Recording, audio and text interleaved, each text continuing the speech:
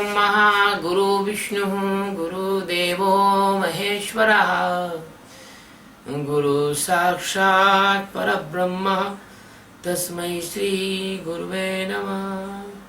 सद्गुरु भगवान की जय, स्वामी जी महाराज की जय। शिवोहम। जो आज का सूत्र है वो गीता का 20वां सूत्र है और इस सूत्र के ऐसा कहता है ये सूत्र कि अथः व्यवस्थितान् दृष्टा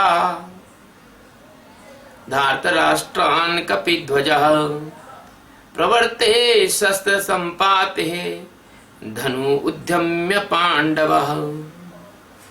इसका मतलब यह है कि हे राजन, इसके बाद कपिध्वज मतलब हनुमान जी की ध्वजा जिसके रथ पर है इसे कपिध्वज कहा है। अर्जुन ने मोर्चा बांधकर जो डटे हुए धृतराष्ट्र संबंधियों को देखकर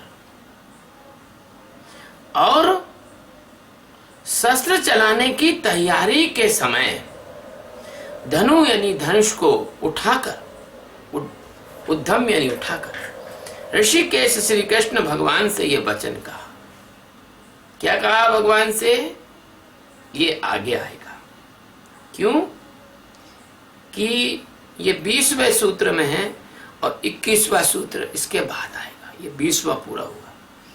तो जब आपके अंदर इस आंतरिक महाभारत में उतरने पर एक दृष्टा भाव जगता है, जब आप देखने लग जाते हो अपने अंदर, तो इस दृष्टा भाव के जगने पर जो जिज्ञासु रूपी जो अर्जुन है, जिज्ञासा जो अंदर से होती है परमात्मा को जानने की, तो वह जो जिज्ञासा है वह जिज्ञासा ये जानना चाहती है। जैसे बार बार आप मुझसे पूछते हो स्वामी जी ध्यान कैसे होता है, भान अवस्था कैसी होती है, जागरण होता है तब क्या होता है स्वामी जी, जब परम जागरण होता है तब स्वामी जी क्या होता है, आप बार बार मुझसे पूछते हो।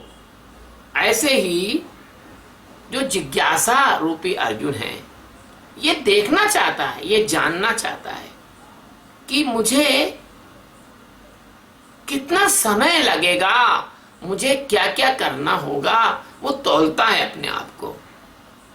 वो तौलने की जो शक्ति है वो धनुष है, वो युद्ध की शक्ति जिससे वो युद्ध लड़ेगा वो धनुष है। वो धनुष का मतलब अपना सामर्थ्य देखता है वो, और सदगुरु से कहता है अपना सामर्थ्य देखता है।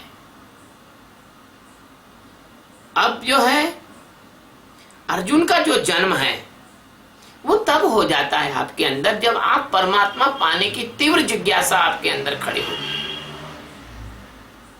और तमाम प्रकार की जो वृत्तियां हैं और जगत का जो जाल है जो तुम्हारे चेतन में अचेतन में आपके क्रियमाण आपके प्रारब्ध आपके समस्त अनेक जन्मों के जो कर्म हैं ये योद्धा बनकर खड़े हो जाते हैं, कौरव बनकर खड़े हो जाते हैं, परमात्मा से मिलने नहीं देते, परमात्मा तक पहुंचने नहीं देते, परमात्मा को जानने नहीं देते, अविद्या से जागने नहीं देते।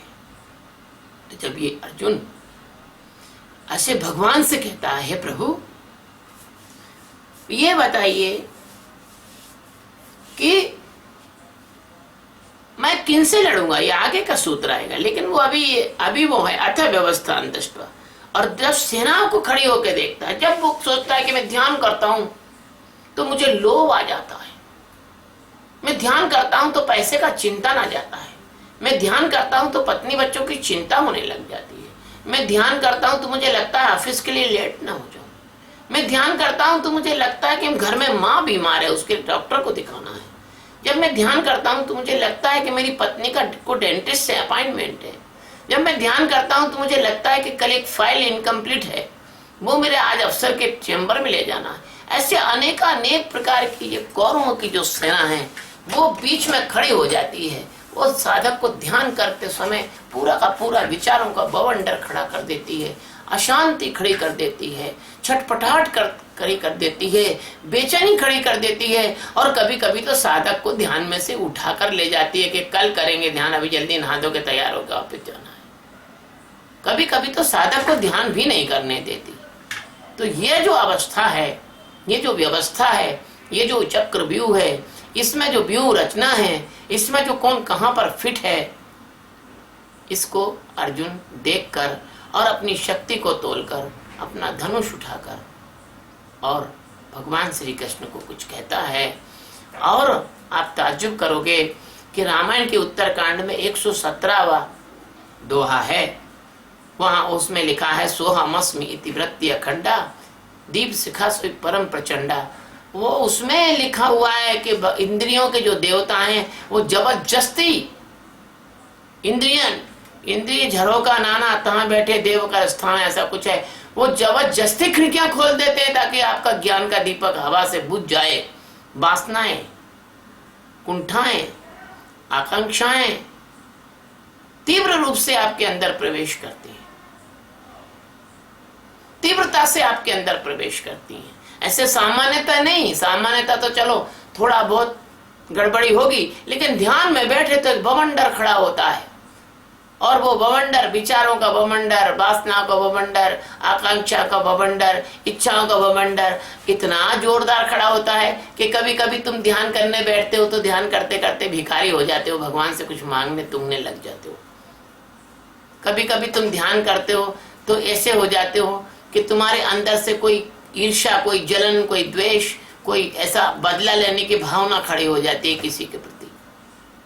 तो इस प्रकार से यह जो सैनिकों की व्यूह रचना है, इसको तुम्हारा जिज्ञासा रूपी अर्जुन जब देखता है तो वो देखकर और अपने धनुष को अपने हाथ में तौलकर, गांडीव को अपने हाथ में उठाकर और सद्गुरु श्री कृष्ण से वो कुछ कहता है, जो मैं आपको अगले सूत्र में बताऊंगा। प्यारे बच्चे, आज मैं इसको इतना ही समाप्त करता हूँ, क्यों कि जितना परमात्मा की तरफ से आ रहा है आज मैं उतना ही बोल सकता हूँ। शिवोहम।